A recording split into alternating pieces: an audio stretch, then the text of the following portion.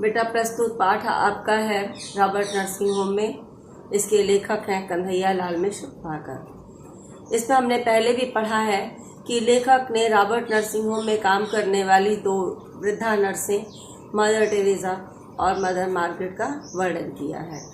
तो इस दो अवतरण हम पढ़ चुके हैं, क्योंकि विद्या के बुक में मेरे पास दो ही अवतरण थे। तीसरा आपने राजीव की बुक से 3 और 4 भी दिया है हमको, तो उसको हम आज आपको बता रहे हैं। तो पहला प्रश्न है, हमेशा की तरह प्रस्तुत पाठ का शीर्षक तथा लेखक का नाम लिखिए। बेटा इसका उत्तर पहले की तरह ही होगा। प्रस्तुत पाठ का नाम रॉबर्ट नर्सिंग होम में है, पाठ का शीर्षक रॉबर्ट नर्सिंग होम में है और लेखक का नाम कन्हैया लाल मिश्र प्रभाकर है। दूसरा जो इसका प्रश्न है, मनुष्य के बीच में दीवारें किसने खड़ी की हैं?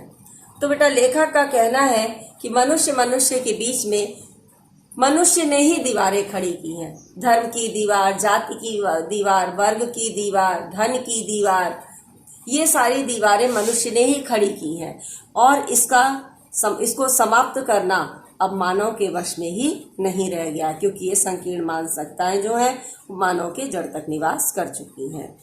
थर्ड क्वेश्चन आपका था, लेखक के प्रश्न के उत्तर में मदर टेरेसा ने क्या कहा? जब आप अवतर पढ़ेंगे तो उसमें जो है लेखक ने मदर टेरेसा से प्रश्न किया था कि आप दोनों नर्सें अलग अलग देश की रहने वाली, एक फ्रांस की एक जर्मन की, तो आप लोगों में इतनी मित्रता, इतना प्रेम कैसे है? तो उसका जवाब मदर टेरेसा ने कहा कि हिटलर बुरा था, उसने ही दोनों ही देशों के लोगों को नुकसान पहुंचाया। मेरा भी घर बर्बाद हो गया, इसका भी घर बर्बाद हो गया। इसमें हम दोनों में कोई फर्क नहीं पड़ता है, हम दोनों आपस में इंसान हैं और प्रेम से रहते हैं। इसके बाद तीसरा है, प्रस्तुत गद्यांश में लेखक ने किस बात का संकेत दिया है? तो बेटा प्रस्तुत गद्यांश में लेखक ने मानव सेवा, कर्तव्य परायणता, मानव के प्रति कर्तव्य परायणता, प्रेम, उत्साह, उसकी सेवा का वर्णन किया है। उसके बाद जो आपका क्वेश्चन है, प्रस्तुत गद्यांश में लेखक ने इसमें किस प्रकार से व्याख्या की है? तो लेखक ने व्याख्या की है, मनुष्य के बीच में कितनी ही दीवारें क्यों ना खड़ी कर ले। तो बेटा इसमें लेखक का यही कहना है कि मनुष्य आपस में जाति, भेद, वर्ग, धन, तमाम तरह की दीवारें खड़ी कर लेता है, आपस में एक दूसरे की बुराइयां खड़ी करता है। लेकिन अगर वास्तव में वो सच्चा मानव है तो सबसे बड़ा जो उसका कर्तव्य है, मानव की सेवा, उसके प्रति सहानुभूति, प्रेम, कर्तव्य परायणता, इसका पालन करता है। उसे कोई फर्क नहीं पड़ता है कि कौन किस देश का रहने वाला है, किस वर्ग का है, किस जाति का है। उसका एक ही कर्तव्य होता है कि उसको मानव की सेवा करनी है। जीव मात्र की सेवा ही उसका परम कर्तव्य है।